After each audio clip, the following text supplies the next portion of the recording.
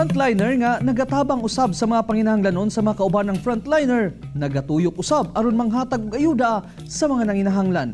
Ila-ilahon ta si Santa Soldier pinaagi sa akong RTV Presents. Dili pa man Pasko, pero daw dunay Alas Santa nga nagatuyok sa Davao City. Dili aginaldo ang ginahatag, apan mga tabang sa mga nanginahanglan, pagkaon sa mga nagkulang sa konsumo o pinansyal nga hinabang sa mga walay kasarang. Siya si Sergeant Danilo Montemayor, Army Reservist, ilalong sa 22nd Ready Reserve Infantry Brigade, usa ka negosyante.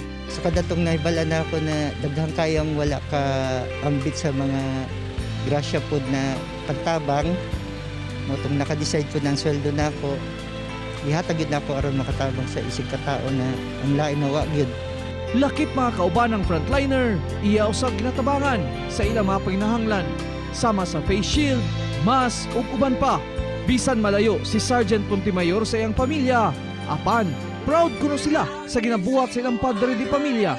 Pa, you're the best father in the whole world. I love you. Proud kayo si mo. Proud na siya mo nga.